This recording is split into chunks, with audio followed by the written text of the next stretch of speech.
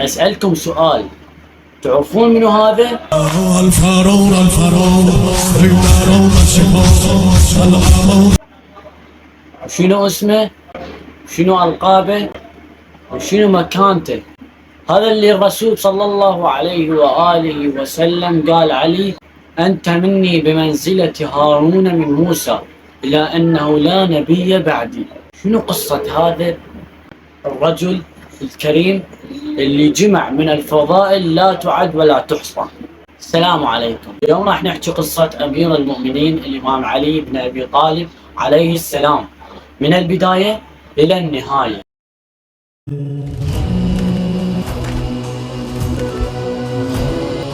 أمانة وهبتها يد القدرة للوجود،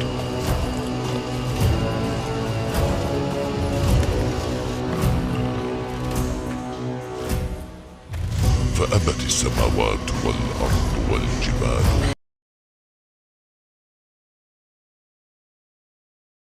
انولد الإمام علي عليه السلام بمكة المكرمة سنة 599 ميلادية. أبو الإمام علي عليه السلام هو أبو طالب ابن عبد المطلب، وأمه هي فاطمة بنت أسد. الإمام علي عليه السلام هو ابن عم الرسول الأعظم صلى الله عليه وآله وسلم، وزوج بنت فاطمة الزهراء عليها السلام. والإمام علي عليه السلام هو من المبشرين بالجنة، هو اللي قال عليه النبي الأعظم صلى الله عليه وآله وسلم: يا علي أنت مني بمنزلة هارون من موسى، لأنه لا نبي بعد. ولد الإمام علي عليه السلام بمكة المكرمة، وانولد بأطهر مكان اللي هي الكعبة. بالبداية فاطمة بنت أسد اللي هي تصير أم الإمام علي عليه السلام، من صارت حامل بالإمام علي عليه السلام توجهت للكعبة، ومن وصلت للكعبة خلت إيدها على جدار الكعبة وقالت: اللهم إني أسألك بحق هذا المولود الذي في أحشائي. كانت بذيك الفترة ما كان نازل الدين الإسلامي، كان الناس أكثريتهم يعبدون أصنام.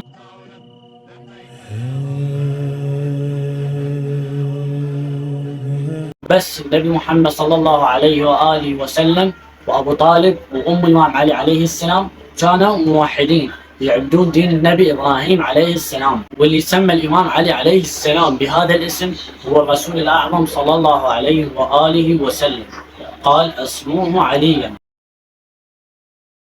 بعد ما أسلم الإمام علي عليه السلام كانوا المسلمين أكثريتهم يصحوا له: كرم الله وجهك. لأن الإمام علي عليه السلام من ولادته لحد استشهاده ما سجد لأي صنم. من كان الإمام علي عليه السلام عمره 5 سنوات، وصل الإمام علي عليه السلام العمر ال5 سنوات، كانت مكة بأتعس حالاتها، وكان الاقتصاد بمكة كلش مو زين، وكانت الأحوال متدهورة في مكة. لما الإمام علي عليه السلام كان عمره 5 سنوات، كان أبوه أبو طالب يمر بضائقة مالية، وكانت عليه ديون، وكان ما يقدر يشتغل لين كان كبير بالعمر، وما كان يقدر يعيش أولاده. فإجا النبي محمد صلى الله عليه وآله وسلم، وكان بوقتها ما نازل الدين الإسلامي، فراح على عمه اللي هو العباس بن عبد المطلب، حاول أبو طالب حتى يخففون عليه، عرضوا على أبو طالب بأن يأخذون أبناءه ويربوهم. فأخذ العباس بن عبد المطلب اللي هو عم الرسول، أخذ جعفر بن أبي طالب، أخذ النبي محمد صلى الله عليه وآله وسلم الإمام علي. فتربى الإمام علي عليه السلام من بيت الرسول صلى الله عليه وآله وسلم. نزل الدين الإسلامي ونزل الوحي على الرسول صلى الله عليه وآله وسلم، كان أول من أسلم من الصبيان هو الإمام علي عليه السلام. سابقة في دين. نزلت آية من السماء على النبي محمد صلى الله عليه وآله وسلم، وقال له: بسم الله الرحمن الرحيم، وأنذر عشيرتك الأقربين. ادع عشيرتك وقومك للدين الإسلامي. جمع الرسول صلى الله عليه وآله وسلم كل عشيرته، جمعهم يمه وقال لهم: آمنوا وأنا رسول الله مرسل من عند الله رحمة للعالمين. فكلهم ظلوا يضحكون يستهزئون وما آمنوا بالرسول صلى الله عليه وآله وسلم. فكانوا كلهم قاعدين قدام الرسول، كل عشيرته وولد عمه وهاي كلهم كانوا قاعدين. لما خلص كلام الرسول صلى الله عليه وآله وسلم، الوحيد اللي قام وآمن بالرسول صلى الله عليه وآله وسلم هو الإمام علي عليه السلام، وكان بوقتها صغير. لما اجت هجرة الرسول صلى الله عليه وآله وسلم، عرفوا المشركين بأن الرسول صلى الله عليه وآله وسلم راح يطلع بالليل. اجتمعوا كبار قريش وأخذوا من كل قبيلة شابا قويا، حتى قالوا نضرب الرسول صلى الله عليه وآله وسلم ضربة واحدة حتى يتفرق دمه بين القبائل، حتى ما ياخذون الثار بني هاشم. فالنبي محمد صلى الله عليه وآله وسلم طلع الفجر وراح هاجر هو وصاحبه أبو بكر الصديق، وخلى بكرنا بالفراش الإمام علي عليه السلام. والإمام علي عليه السلام فدى روحه للرسول صلى الله عليه وآله وسلم. كان ممكن ينقتل الإمام علي عليه السلام. ومن ألقاب الإمام علي عليه السلام هو ولي الله وحيدر، ومعنى اسم حيدر هو اسم من أسماء الأسد، والمرتضى وأمير المؤمنين يعسوب الدين، وكنيته أبو الحسن أبا السبطين وأبا تراب. وأبا تراب إلها قصة كلش حلوة فنحكي لها لكم. بيوم من الأيام إجا الرسول صلى الله عليه وآله وسلم لبيت الإمام علي عليه السلام، ودق الباب وطلعت فاطمة الزهراء عليها السلام، وقال لها أين علي؟ قالت له لقد خرج. فراح النبي محمد صلى الله عليه وآله وسلم يبحث عن الإمام علي عليه السلام. وصل للمسجد النبي محمد صلى الله عليه وسلم وشاف الإمام علي عليه السلام نايم بالمسجد، كان خده مطبوع على التراب. فمن وصل للنبي محمد صلى الله عليه وآله وسلم قال له قم يا أبا تراب. بذلك سمي الإمام علي عليه السلام بأبي تراب. والإمام علي عليه السلام كان مشهور كلش بالشجاعة، يعني يمكن هو أقوى واحد بفرس عن المسلمين والدين الإسلامي. فلذلك أكثر الروايات تشوفوها مكتوب بها الفرار. فرار معناها بالعامة أنه الشر. كان أمير المؤمنين عليه السلام من يجي على المشركين بعد ما واصل لهم وهم يفرون يشردون من يمه، يعني بعد ما واصل لهم حتى يقاتل ضدهم وهم شردوا، يعني يعرفون حق المعرفة بأن لو وصل لهم أمير المؤمنين عليه السلام ما يبقى واحد منهم عدل. أول معركة لأمير المؤمنين علي بن أبي طالب عليه السلام هي معركة بدر. وبهاي المعركة الرسول صلى الله عليه وآله وسلم أنطى رايته للإمام علي عليه السلام، وكانت هاي المعركة ضد قريش. فأول ما طلع من المشركين طلع عتبة وأخوه وابنه، وطلبوا القتال من الرسول صلى الله عليه وآله وسلم، وقالوا له أخرج لنا شجعان. التفت النبي محمد صلى الله عليه وآله وسلم وقال قم يا عبيدة بن الحارث، وقم يا حمزة، وقم يا علي. أول ما طلعوا قال حمزة بن عبد المطلب رضي الله عنه حمزة بن عبد المطلب أسد الله. فقال عتبة كفء كريم. فقال عتبة ومن هذا الذي معك؟ يقصد على الإمام علي عليه السلام، لأن كان الإمام علي عليه السلام دائما بالقتال يتلثن فما حد يعرف. فقال حمزة إنه علي بن أبي طالب وهذا عبيدة بن الحارث.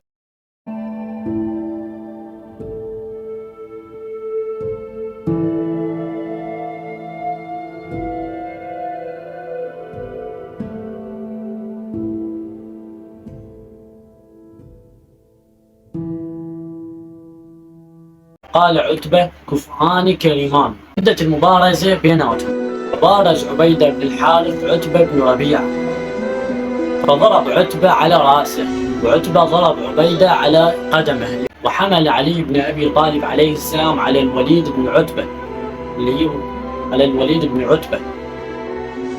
وكان الإمام علي عليه السلام هو أصغر القوم سنا، يعني أصغرهم بالعمر.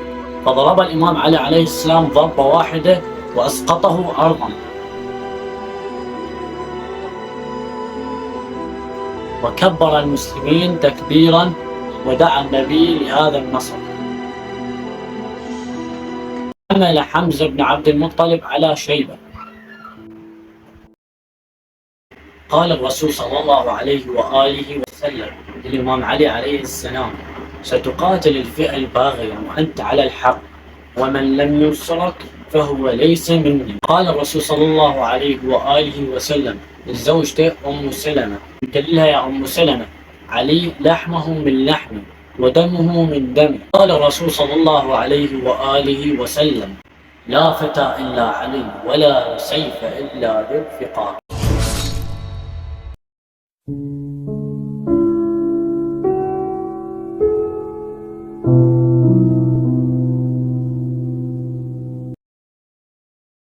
قال النبي الأعظم صلى الله عليه وآله وسلم: حامل لوائي في الدنيا والآخرة علي. قال النبي صلى الله عليه وآله وسلم: أمرني ربي بسد الأبواب إلا باب علي. وقال النبي الأعظم صلى الله عليه وآله: وصي في الدنيا والآخرة هو علي. قال النبي الأعظم صلى الله عليه وآله: خلقت أنا وعلي من شجرة واحدة. قال النبي الأعظم صلى الله عليه وآله: من كنت مولاه فهذا علي مولاه، اللهم والي من والاه وعادي من عاداه. تزوج الإمام علي بن أبي طالب عليه السلام من ابنة الرسول الأعظم صلى الله عليه وآله وسلم اللي هي فاطمة بنت النبي محمد صلى الله عليه وآله. في البداية كانوا هواية يجون النبي محمد صلى الله عليه وآله وسلم حتى يخطبون بنت فاطمة الزهراء عليها السلام، وكان يا اللي يجي النبي صلى الله عليه وآله وسلم يرفضه لأن كانت فاطمة عليه السلام صغيرة. فبيوم من الأيام نزل جبريل عليه السلام وياه آلاف من الملائكة على الرسول الأعظم صلى الله عليه وآله وسلم، وقال جبريل للنبي محمد صلى الله عليه وآله وسلم: إن الله يأمرك أن تزوج علي من فاطمة. فتزوج الإمام علي عليه السلام من فاطمة الزهراء عليه السلام، وكان مهر الإمام علي عليه السلام لفاطمة الزهراء هو الدرع مال الإمام علي عليه السلام، لأن الإمام علي عليه السلام كان فقير وما. ولما تزوجوا الإمام علي عليه السلام وفاطمة الزهراء عليها السلام أنجبوا أول ولد هو الحسن بن علي عليه السلام، السبط الأول للنبي الأعظم صلى الله عليه وآله وسلم. وبعدها أنجب الإمام الحسين عليه السلام، وكان الرسول صلى الله عليه وآله وسلم يحب الحسن والحسين حب مو طبيعي.